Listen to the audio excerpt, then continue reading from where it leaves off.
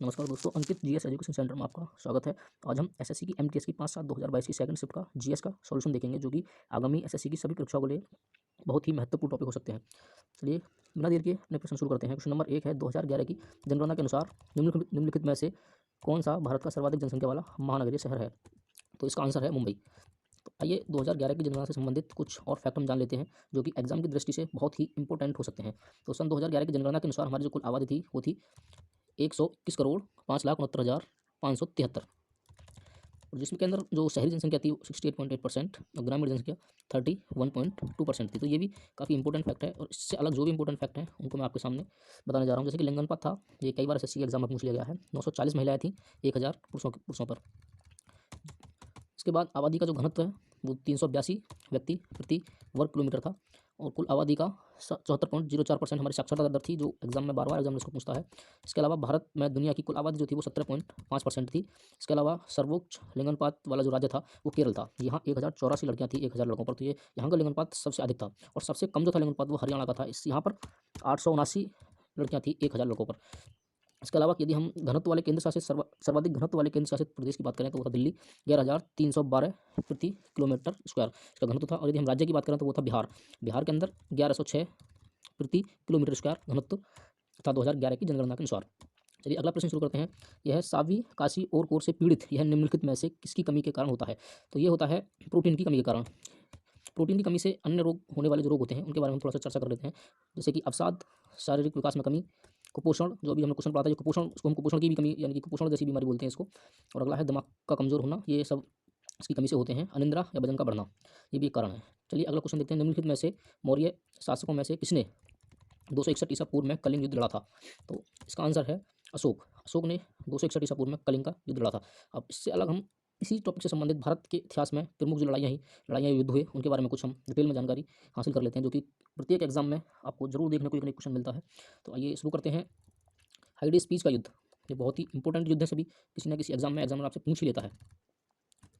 चलिए तो हाइडे स्पीच का हम युद्ध जान लेते हैं। ये 326 ईसा पूर्व में हुआ था। इसमें सिकंदर ने राजा पोरस को पराजित किया था।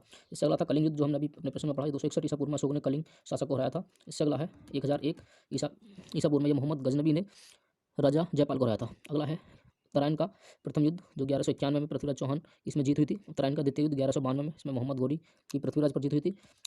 और तराइन का दोनों युद्ध हो गए। इसके बाद चंद्रावर का युद्ध, जो कि 1194 में मोहम्मद गौरी ने जयचंद को हराया था।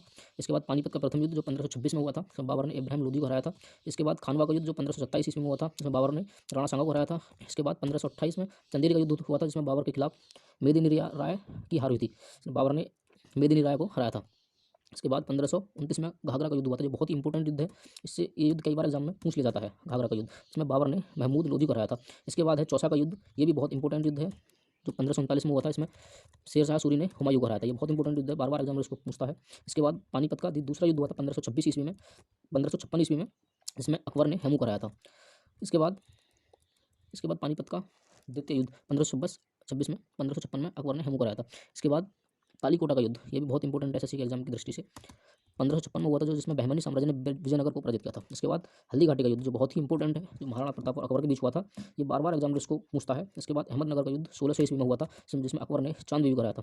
प्लासी का युद्ध, ये बहुत इंपॉर्टेंट है, 1757 में हुआ था, अंग्रेजों ने बंगाल पर विजय प्राप्त की थी। इसके बाद 1761 में एक पानीपत का तृतीय युद्ध हुआ था, जो अहमद शाह, इसको बार पूछता है, पानीपत का तृतीय युद्ध पूछता है, क्योंकि अक्सर बच्चे प्रथम और द्वितीय से अंदाजा लगाते हैं, लेकिन 1761 में ये हुआ था, इसलिए इसको बार पूछ जाता है। अहमद शाह अब्दाली ने मराठों को इसमें हराया था। इसके बाद बक्सर का युद्ध, ये भी बहुत बार एग्जाम इसको पूछ लेता है, 1764 में हुआ था, अंग्रेजों ने बंगाल, अवध और मुगल तीनों को हराया था। इसके बाद प्रथम आंग्ला मैसूर युद्ध 1766 से 69 के बीच हुआ था, हैदर अली ने अंग्रेजों को हराया था। इसके बाद प्रथम आंग्ल मराठा युद्ध, ये बहुत इंपॉर्टेंट युद्ध है, आंग्ला और मराठा के बीच हुआ था, अंग्रेजों और मराठों के बीच हुआ था 1775 से 82 के बीच।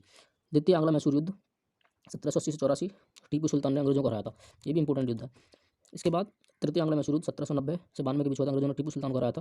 और चौथा आंग्ला मैसूर युद्ध 1799 में हुआ था, अंग्रेजों की विजय के साथ टीपू सुल्तान की इसमें मौत हुई थी। इसके बाद 1803 से लेकर 6 के बीच में जो युद्ध हुआ था, वो द्वितीय आंग्ला मराठा युद्ध हुआ था, जो अंग्रेजों ने मराठों को पराजित किया था। इसके बाद अगला क्वेश्चन है, निम्नलिखित में से कौन सा भारत के पूर्वी तट के पूर्ण आंशिक भाग के लिए एक क्षेत्रीय नाम नहीं है? इसके अंदर कुछ तट दिए गए हैं, 4 तट दिए गए हैं। इसमें पूछा गया है कि पूर्वी तट के पूर्ण आंशिक भाग के लिए क्षेत्रीय नाम नहीं है। पूर्वी तट में क्षेत्रीय नाम नहीं है, तो वह मालाबार तट, ये पूर्वी तट से संबंधित नहीं है। ये अगला क्वेश्चन है, श्रम और रोजगार मंत्रालय ने मार्च 2022 में प्रधानमंत्री श्रम योगी मानधन योजना के तहत कौन सी ये जो पहल शुरू की थी? तो इसका आंसर है डोनेट ए पेंशन। डोनेट ए पेंशन इसका मतलब है जैसे कि कुछ जो नीचे कद के जो कर्मचारी होते हैं फोर्थ ग्रुप के, जैसे कोई किसी अधिकारी का ड्राइवर है, तो उसके लिए ये पेंशन की योजना शुरू की थी कि उनके लिए जो जिसके यहाँ वो काम कर रहे हैं वो उनकी पेंशन की जो ईएमआई होती है उसको फिल करें। तो इसके लिए योजना शुरू की थी मार्च 2022 में प्रधानमंत्री मोदी जी ने। अगला क्वेश्चन है, भारत का अंतर्राष्ट्रीय हवाई वाहक है और विदेशी यातायात को संभालता है जिसमें कार्गो और यात्री सेवाएं दोनों शामिल हैं, तो वो है एयर इंडिया।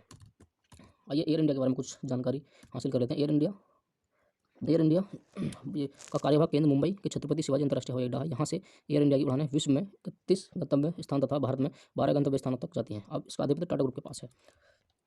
अगला क्वेश्चन है, रीता गिद्धा नृत्य करती है, यह नृत्य शैली किस राज्य से संबंधित है? देखिए गिद्धा नृत्य जो होता है वो पंजाब के अंदर होता है, वहाँ का बहुत ही फेमस नृत्य है। आइए पंजाब के कुछ अन्य नृत्यों के बारे में हम यहाँ जानकारी हासिल कर लेते हैं। पंजाब के अन्य नृत्य हैं भांगड़ा नृत्य जो काफ़ी फेमस है, झूमर नृत्य, धूमर नृत्य, जूली नृत्य, धनकरा नृत्य, गिद्धा डांस, संपी नृत्य, निकली नृत्य और जागो नृत्य। तो ये काफ़ी इंपॉर्टेंट नृत्य हैं पंजाब के। आइए अगला क्वेश्चन, यूईएफए यूरोपीय फुटबॉल चैंपियनशिप 2020 की विजेता टीम कौन सी थी? तो ये थी इटली। ये अगला क्वेश्चन देखते हैं, भारत की सीमा ... में म्यांमार से लगती है, तो इसके अंदर कुछ दिशाएं दी गई हैं, पूर्व, पश्चिम, उत्तर, दक्षिण। इनमें से किस दिशा में म्यांमार से लगती है भारत की सीमा? तो इसका आंसर होगा पूर्व। भारत की जो सीमा है वो पूर्व में म्यांमार से लगती है। अच्छा, इसके बारे में कुछ जानकारी हासिल कर लेते हैं। भारत की स्थलीय सीमा 7 देशों से मिलती है। इसमें अफगानिस्तान, पाकिस्तान, भूटान, नेपाल, चीन, म्यांमार, बांग्लादेश शामिल हैं। भारत के पश्चिम में पाकिस्तान, उत्तर पूर्व में चीन और नेपाल और भूटान, पूर्व में बांग्लादेश और म्यांमार स्थित हैं। पूर्व में बांग्लादेश और म्यांमार स्थित हैं, पश्चिम में पाकिस्तान, उत्तर पूर्व में चीन और नेपाल। ठीक है, तो अगला क्वेश्चन है, ऑस्कर 2009 में निम्नलिखित भारतीय संगीतकारों में से किसे स्लमडॉग मिलियनेयर्स में अपनी रचना के लिए सर्वश्रेष्ठ मूल गीत का पुरस्कार मिला? तो वो है ए आर रहमान। आइए अगला क्वेश्चन है, निम्नलिखित में से 1947 का कौन सा अधिनियम ट्रेड यूनियनों के साथ साथ व्यक्तिगत कामगारों के संबंध में भारतीय श्रम कानून को विनियमित करता है? तो ये है औद्योगिक विवाद अधिनियम। इसके बारे में कुछ और डिटेल में जानकारी हासिल कर लेते हैं। भारत में औद्योगिक विवाद अधिनियम 1947 सभी औद्योगिक विवादों की जांच पड़ताल एवं निपटान करने के लिए एक प्रमुख विधान है। इस अधिनियम में उन संभावनाओं की हड़ताल अथवा तालाबंदी की जा सकती है जिन्हें अवैध अथवा गैर कानूनी घोषित किया जा सकता है। कर्मचारी की जबरदस्ती कामबंदी, छटनी, उसे सेवा मुक्त करना अथवा बर्खास्त करने के दशाओं उन परिस्थितियों जिनमें औद्योगिक इकाई को बंद किया जा सकता है और औद्योगिक कर्मचारियों तथा नियोजकों से जुड़े अन्य कई मामलों का उल्लेख किया गया है। तो ये थी इससे संबंधित कुछ जानकारी। अगला क्वेश्चन है, नमिता कायांतरित सेल के एक उदाहरण के बारे में बात करती है, वह निम्नलिखित में से कौन सा हो सकता है? तो हो सकता है संगमरमर। आग्नेय एवं अवसादी सेलों में ताप और दाब के कारण परिवर्तन या रूपांतरण हो जाने से कायांतरित सेल का निर्माण होता है। तो ये थी इसके बारे में कुछ जानकारी। अगला क्वेश्चन है, निम्नलिखित में से कौन तुगलक वंश का शासक नहीं था? तो ये रुकनुद्दीन तुगलक वंश का शासक नहीं था। इसमें गयासुद्दीन तुगलक गाजी मलिक तुगलक राजवंश के संस्थापक थे। तुगलक राजवंश के संस्थापक थे वो गयासुद्दीन तुगलक या गाजी मलिक के नाम से भी इनको जाना जाता था। निम्नलिखित में से कौन सा त्यौहार राजस्थान में मनाया जाता है? तो यह है बूंदी उत्सव।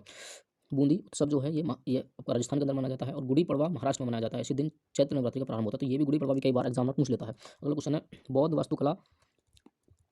वास्तुकला में स्तूप को श्रद्धांजलि अर्पित करने के लिए भक्तों के लिए पैदल मार्ग क्या कहलाता था? ये इसका आंसर जान लेते हैं। इसको बोलते हैं मेधी। ये अगला क्वेश्चन है, जीवित ... जीवित जीवों के क्षेत्र और पर्यावरण के साथ उनके पारस्परिक व्यवहार को इंगित करता है। तो जीव मंडल, इसको बायोस्फीयर भी बोलते हैं। अगला क्वेश्चन है, निम्नलिखित में से वह कौन सा मानक साधन है जिसके द्वारा भारत में चुनाव कराए जाते हैं? तो वो है इलेक्ट्रॉनिक वोटिंग मशीन। अच्छा, इलेक्ट्रॉनिक वोटिंग मशीन जो थी उसका जो सर्वप्रथम प्रयोग किया गया था वो 1999 के चुनावों से किया गया था। इसके अंदर भारतीय जो जनरल चुनाव होते हैं और राज्यों में चुनाव होते हैं, 1999 में इसका इस्तेमाल किया गया था। अगला क्वेश्चन, आयनिक यौगिक NaCl का रासायनिक नाम क्या है? तो उसे बोलते हैं हम सोडियम क्लोराइड, जैसा कि आप सभी जानते हैं। भारत की नई कर व्यवस्था के अनुसार वित्तीय वर्ष 2022-23 के लिए आयकर छूट सीमा क्या है? तो ये 2022-23 तक के लिए जो थी वो 2.5 लाख तक थी। आयकर 2.5 लाख तक यदि को सालाना कमाता है तो उससे आयकर नहीं लिया जाएगा। अभी हाल ही में हमारे वित्त मंत्री निर्मला सीतारमण जी ने नए टैक्स स्लैब जारी किए हैं, जो अभी बजट पेश किया था उसमें। इसके अंदर कुछ चेंजेस किए गए हैं, जैसे कि 0 से 3 लाख तक, पहले 2.5 लाख तक था, 3 लाख तक कोई भी टैक्स नहीं देना होगा। 3 से 6 लाख 5%, और 6 से 9 लाख 10%, और 9 से 12 लाख 15%, और 12 से 15 लाख 20%, और 15 लाख से ऊपर सालाना आमदनी वालों को 30% तक टैक्स देना होगा। अगला क्वेश्चन है, भारतीय संविधान का कौन सा अनुच्छेद कानूनों के समान संरक्षण और कानूनों के समक्ष समानता प्रदान करता है?